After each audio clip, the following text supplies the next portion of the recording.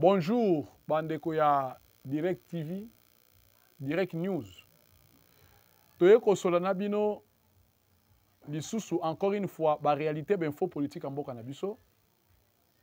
Cette fois-ci, je voulais parler directement avec des chefs de l'État.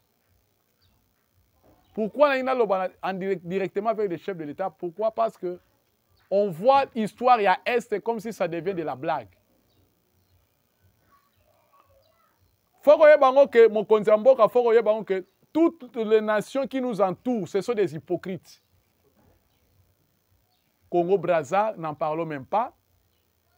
Lorenzo, au Kumisaki le 11 décembre, dans le discours devant le Congrès, il y a deux chambres entre l'Assemblée nationale et le Sénat.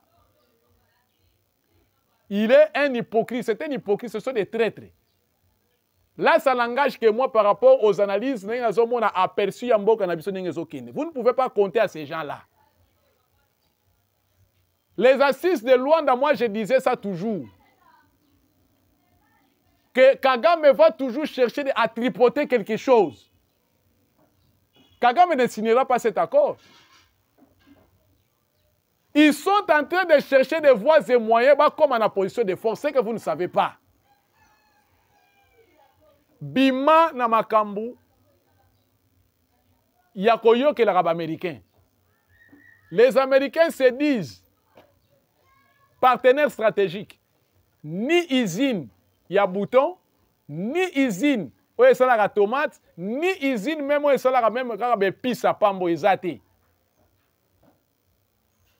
La seule entreprise que l'armée américaine avait ici au Congo, c'était que était que Fungurume. Oh, Kabila, le fils, soi-disant, ceux qui fils à José, il y a Laurent Désiré Kabila, à qui considère pas chinois. Oh, il y a qui cause, aux Américains, Bengane là, Joseph Kabila. C'était ça la cause. Kabila l'a pour deux causes. Cause à l'ibosé, à l'ipona makamate que Fungurume, et de deuxième chose, ils ont pour la makambuya code minier. Président peuple Azana Posa. Ayoka paix et kota kuna pona bande konabiso est. Ça fait mal. Moi si o ayaki a April, lors ya ba campagne na yo ya 2023. Oh non, tika ba bombardement ba suko e mataka lisusu te. Toyebisa na ba Rwandais, to observer trêve, toyebisa na ba Rwandais que ba dégager. Est-ce ba Rwandais ba longwa? Toute une année ba suko e banako matate. Les Français vont payer sa information au coup.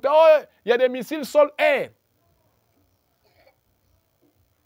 de l'armée rwandaise implantés sur le sol congolais qui était faux. Tant que Soukou est besoin de CH4, les missiles sol-air en Israël. Il ne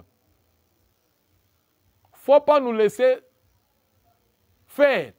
Tout se laisser manipuler, chef de l'État. On n'a pas besoin de la manipulation.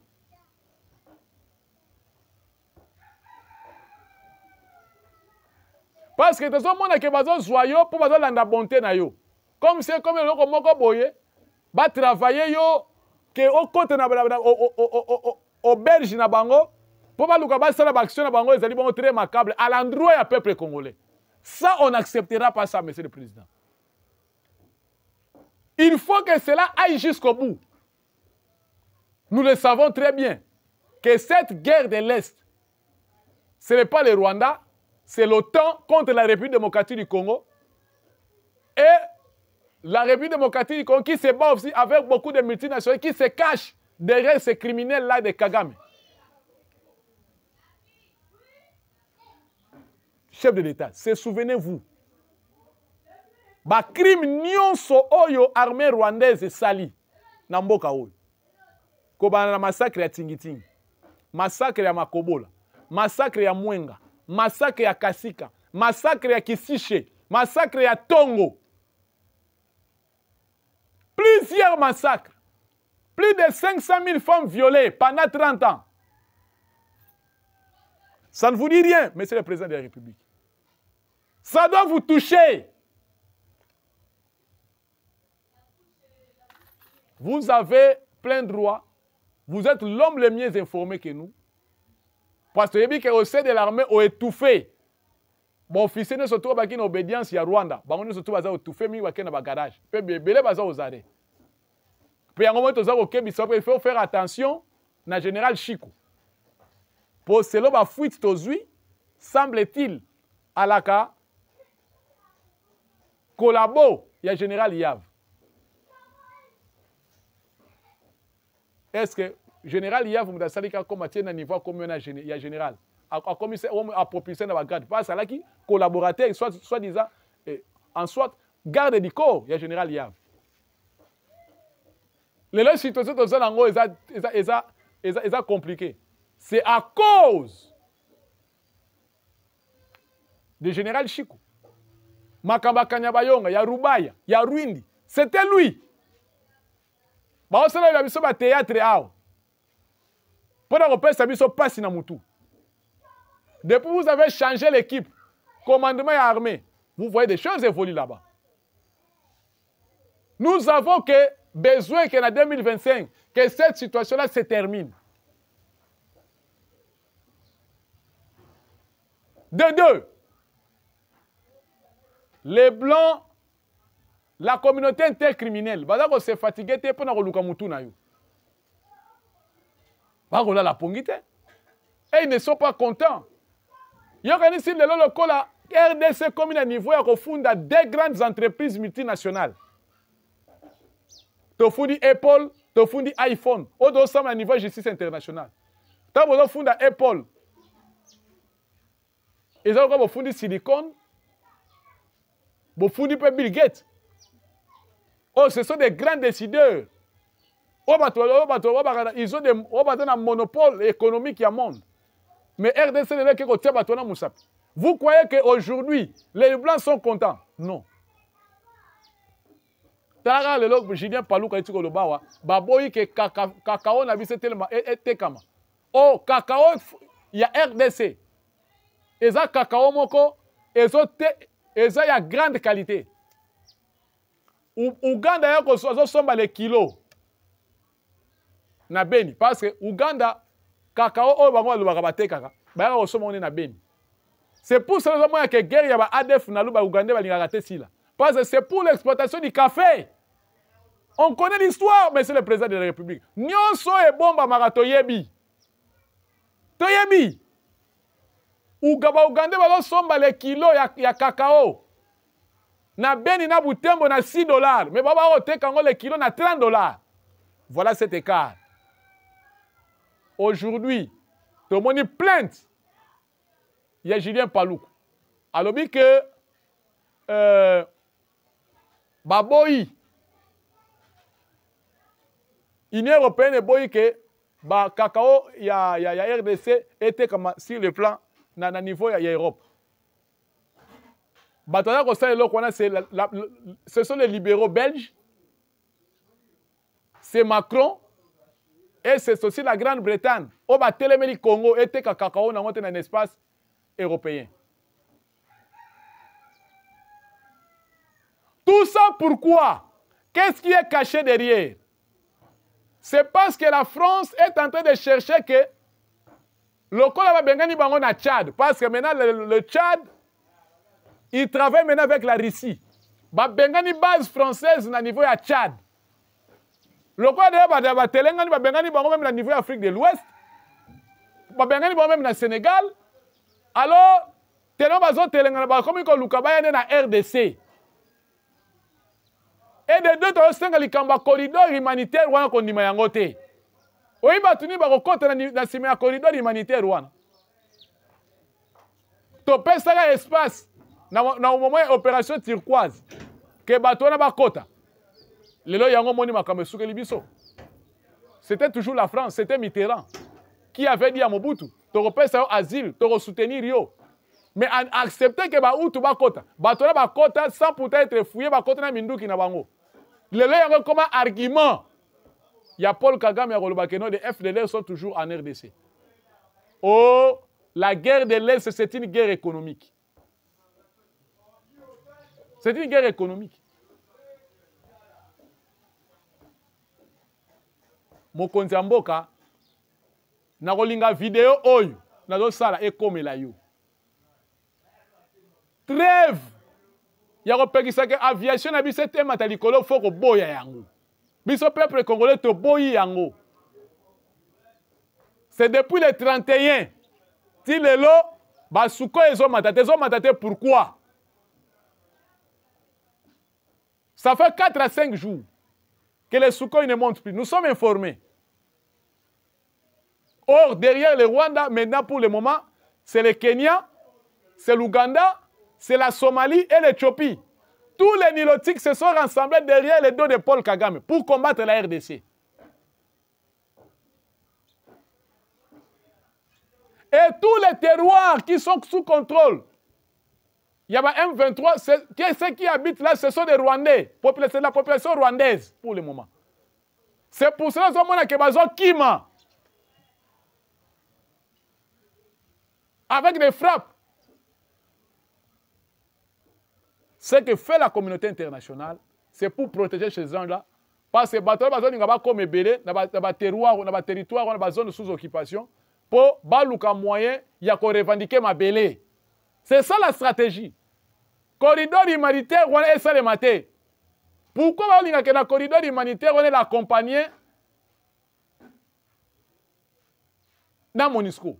Ok, MONUSCO, il faut que travaille pour l'intérêt de la population congolaise. Et là, on va travailler.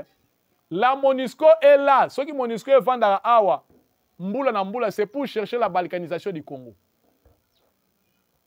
Et là, on va Congolais va barater yangoana. Parce que projection à Bango Zanini, avant 2030, il faut RDC à la morceler. Il y a un que Congolais faut dans la culture pour faire la lecture. Congolais toni kokota dans la culture à Bouzoba mingi. C'est pour cela qu'on nous manipule. C'est pour ça que nous avons manipulé même les politiciens tout ça. Parce que les politiciens na biso badingi mbongo. Ba lokoso ya mbongo. Ne ba kosa ba na San City on dit ma constitution oyo eza acte de vente ya mboka. Botika mboka te.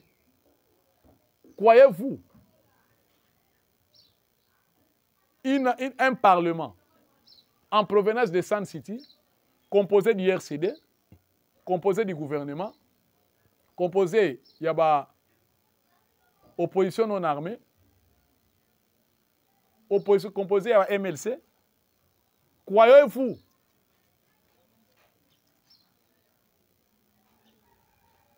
un tel parlement peut faire quelque chose de bon pour la faveur du peuple congolais? Parce que la constitution est qui votée. C'est le MLC qui avait voté ça, parce que derrière le MLC, c'était l'Ouganda. Le RCD qui avait soutenu cette constitution, derrière le RCD, c'était le Rwanda. D'ailleurs, tu commettais erreur grave. Le Rwanda a les secrets de ces pays. Il y a ça dans Moutou. Même pas d'origine congolaise. Commission de défense politique et sécurité. Roubaix n'est pas congolais. Roubaix n'est pas congolais. Le loba Tuiranero passe au moins dans Sud Kivu. Tuiranero, Gominio, Sardine. Sardine, c'est le groupe armé ya Moïse Nyarugabo. Tuiranero Makanika Oaza Bongo gravement blessé par le frappe à FRDC. Il est soutenu par Maoro Peace Association, MPA. Bandeko aux États-Unis, le groupe Maoro Peace Association. Qui dirige Maoro Peace Association, c'est le frère Azaria Souroubero. Si c'est le docteur Freddy Kaniki.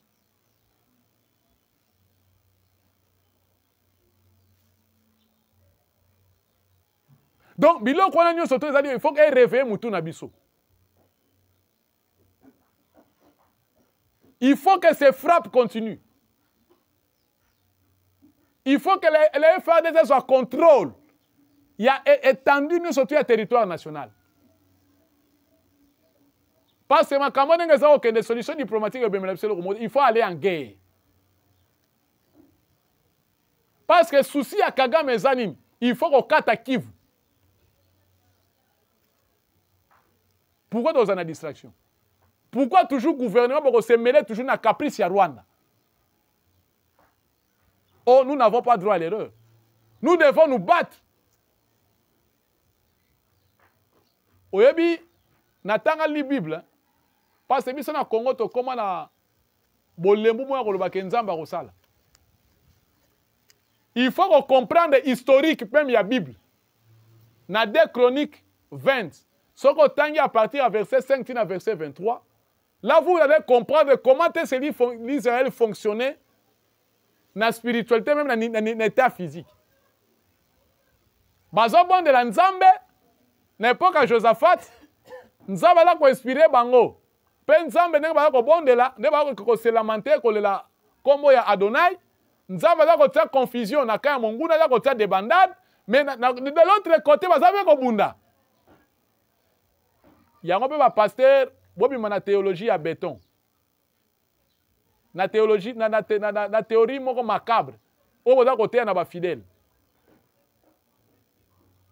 Parce que quelque part certaines églises, l'enseignement de l'église a endormi le peuple congolais. Non, nous devons nous dire la vérité. L'évangile, c'est la propagation de la victoire. L'évangile, c'est la propagation de la révolution. Donc, l'évangile, il faut la transformer. Mais ici au Congo, l'évangile, toujours stagnant. Ok, c'est faux et archi faux. La parole de Dieu est très mal prêchée au Congo. Or, dans une bonne église, un bon pasteur, il doit prêcher à ses fidèles l'éveil patriotique. Et là, qu'on a fait dans l'éveil dans l'église, oh, les églises, elles ont place haute aux hommes à Sirnoiserie et aux Salema. Aujourd'hui, aux hommes de l'église catholique, ça la cabale, il y a des occidentaux. En bon, comme il est là, il a de l'argent. Maintenant, qu'on motive la jeunesse catholique pour contrer maintenant l'action, il y a révision, il y a changement de la constitution. Pour contraindre maintenant le régime à Félix. Mouteba, c'est la sensibilisation parce qu'ils ont des moyens. En bon, ils ont rassembler les politiciens, il y a Équateur Nyons. De l'autre côté, Mouteba, ils ont rassembler les politiciens sur Katanga. Parce que ils ont des moyens, ils ont des assurances.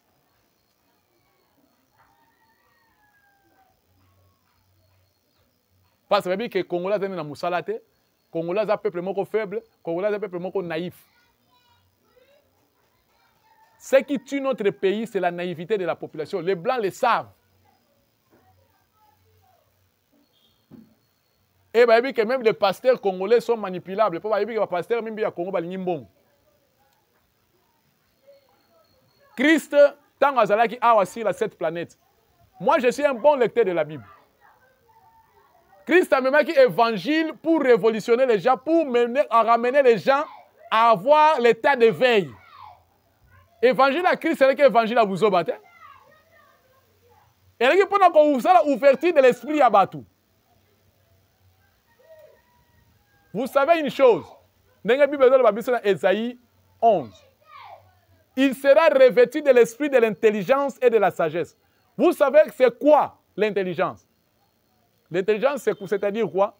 C'est la capacité de s'adapter à des situations nouvelles. Ça, c'est l'intelligence. La sagesse, c'est quoi? C'est une capacité de donner la résolution à tous les problèmes. Mais l'Okowana n'a compris raté. Évangile à Congo boté ya batuni. Il faut l'église ne soit battu dans développement. L'église est là pour encourager les gens. Tant que m'appelle à Babylone comme ça, Babylone sont fidèles. Biso peuple congolais au Kéoyo prédication to prophétie va le bino ko kenepoto. Non, Dieu ne peut pas parler de cette manière-là. Oh, Rosalibala. Ngalo ba ngol lelo soki Congo comme développé. Makambi ya esprit ya mari de une femme de nu pesi na. Ba prophétie est aussi dans le Congo. Je suis clair, hein? Et aussi là. Ba prophétie ba voyage est aussi là. Parce que y a biloko moko boye comme la manipulation. Vous voyez que la population est na manipulé. Donc c'est un esprit limité. Parce que c'est déjà les prophètes de Congo babini. Peuple congolais bana basmi bazo luka mabala. Batebe ba jeune ba luka ba voyage. Alors, pour captiver la psychologie du peuple congolais, certains pasteurs ont kota na ba socle wana. Okozwa libala, oko voyager. Nana qui peut donner $100 pour ma caméra ya voyager fumama. Et les gens donnent, c'est de la manipulation. Oh, ce n'est pas l'évangile de Dieu.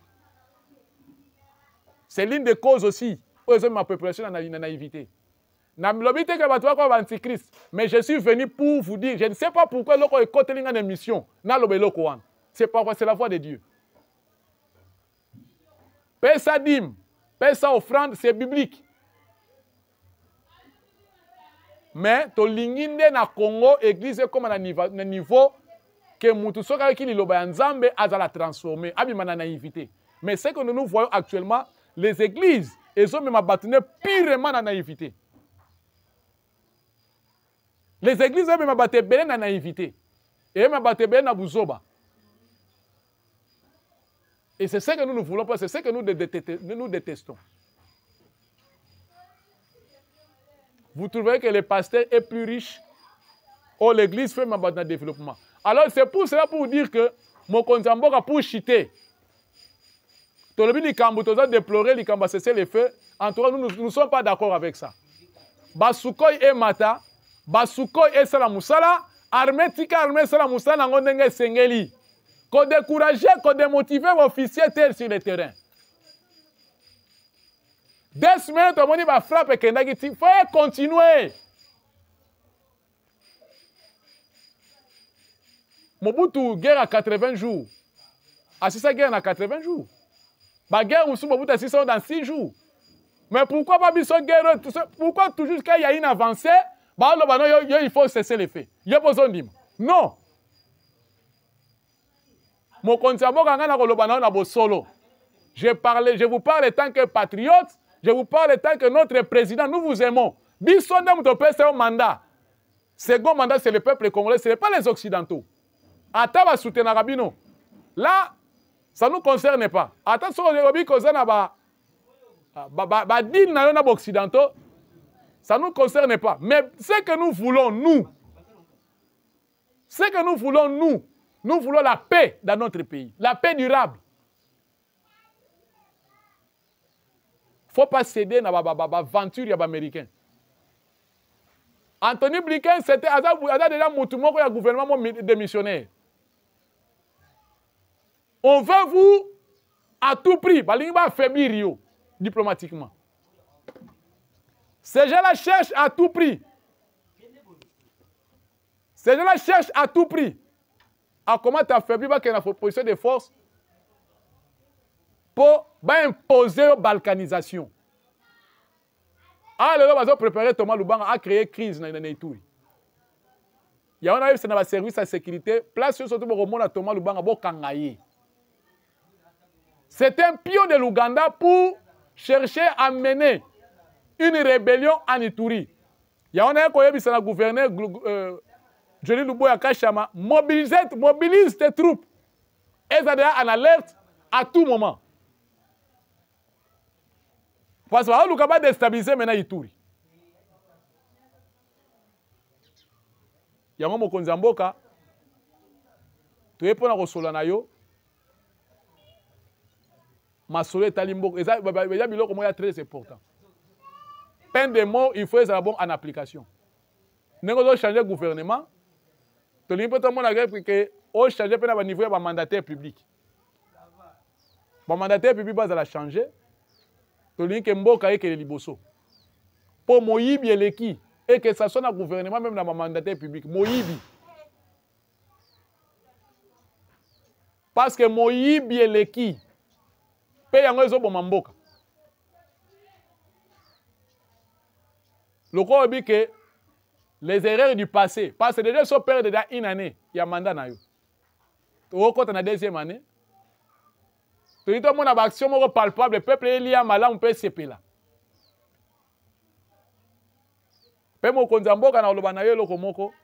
Un chef ne se plaint pas. Un chef agit.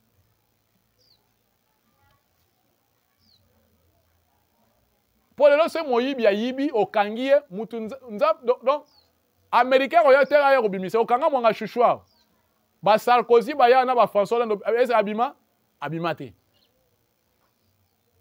makambo bokonzi esengaka soki esengi kokanga fo kokanga. Vaut mieux se faire craindre que de se faire aimer. Mokonzi oza trop large, ce n'est pas du tout mauvais. Cause la trop large, ce que vous à cause de la pasteur na Philadelphie, c'est là ce qui aussi si deuxième mandat na yo, OK ça qui passera. Le cause qui même aspirant pasteur même na Philadelphie, OK on continue ça qui pastoral na Philadelphie. Mais tant aux a pouvoir, un chef agit. Un chef ne se plaint pas. Pouvoir, c'est le rapport de force. S'il s'agit de partenaire, la Russie est là, la Chine est là, le Pakistan est là, la Dalombe. Donc nous ne pouvons pas nous contenter. Il y a qu'on se plier dans la caprice. Maintenant, nous avons peut-être mon compte. Kolobanayo pour la gestion de la ville province de Kinshasa. Makambo avant na kota makambo gestion de la ville province de Kinshasa, mais na lo balikamba gouverneur à Kasai. Moi je suis contre ba dire ya Mouyaya. On va critiquer le gouverneur à Kasai. Le gouverneur a dit la vérité. Donc quand quelqu'un dit la vérité, pour la réalité le kana Kasai central que na kana balia bambongo, il a commis un péché. Yomoko tamboli na nzela ya Kalamba Mbuji. Plus de 25 km au Tamboli, non asphalté. Au moins, la réalité, on est terrain. Quand le gouverneur dit la vérité, et comme il va sujet d'interpellation, que non, N-O-N. Population, tu es derrière le gouverneur du Kasaï, parce qu'il a dit la vérité. Il a dit la vérité. On a détourné de l'argent. Quand on détourne, on doit les dénoncer. Comme les détourneurs sont là, comme menacer, la théorie du complot contre le gouverneur du Kasaï central. Là, on ne peut pas permettre ça. On n'acceptera pas ça. Peuple congolais, gouverneur à Kasaï, a teki a pantine teke. Le roi la pantine teke, ba yike ba na gouvernement mité me suit, ba comme ko luka ke ba suspendre ba longolaye. Ba monter théorie du complot. C'est ce que nous ne pouvons pas tolérer. Tolérer en côté. Mokonzi Mboka, il y a des gens qui ont dit Kasai, Fongola Miso, pour pas menacer déjà gouverneur à Kasai central. Pour Daniel Bumba, en tout cas, Mokonzi Mboka, to solipe na ba chef coutumier. Oyo ya Kinshasa, et ba teke na ba umbu, ba na conflit na Bumba. Bana conflit na Bumba. Bumba, tant qu'akoyoka na batu wana te, akosala rappel le roté. Akotikela akosala le roté. Soki batu musu bakokumisela bango Bumba, y a pas mal. Mais makambo nga na zolo bana yo mokonzi ya mboka. Na yebi ko olandaka ngai. Ato kosala 100 ans na pouvoir. Bumba zawana yeba ke Bumba kosala le roté. Po omoni mabele ya na bakolo nango. Tant que bakolo nango basoyo kanate na Bumba kosala le roté. C'est pas ça la réalité te zando ya fulwa. Yo mo mokonza mboka tambola na niveau ya bokasa. O mo na réalité. Bokasa obandi à partir ya Rwakading tambola. Kota venir Rwakading kubanda na bokasa obimati na Kasavubu. Soko o monde. Que o rotambola malamu. Tambola ba velo kola ba kato ba louve o mo na ba réalité ni neza na kati. Kasavubu kutu ekufa, Kasai ekufa, Plateau ekufa. Même si tu as lancé misala sur un plateau, Kabamba, misala kutu téléman nango. Moi j'ai passé là-bas devant 2 jours, il n'y a rien là-bas qui s'est fait. Rien ne s'est fait là-bas. Donc Zandozo et bon, Kinshasa et bon, ce n'est qu'un slogan. Mais en réalité, il n'y a rien qui s'est fait. Concrétisation, donc c'est-à-dire, na kini bopeto ya ngobila na Kinshasa zo bonga ya Bumba eloko moko malonga zo salema te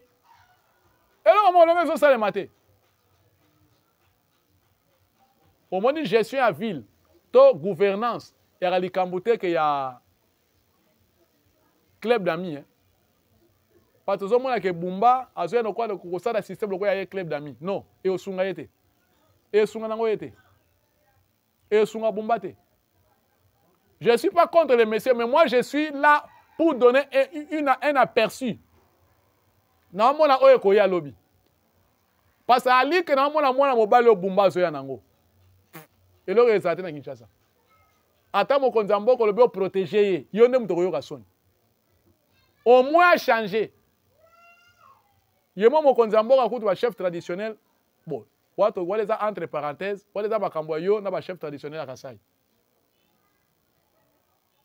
Mais tata mokonzi, il faut s'interposer. Pe Bumba, ali tozo ke na wa na conflit bientôt avec l'Assemblée provinciale.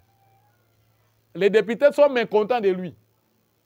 Balinga ba longola ye. En tout cas, merci bien. Tosuki awa pona mokola lelo. To mo na bino na émission mususu prochaine pour te partager ou dali ba info politique. En tout cas, to pesi mingi le sac on a technicien la Schwabi, il y a Direct News na le DG na ngai moninga na ngai Karsil. En tout cas, ciao.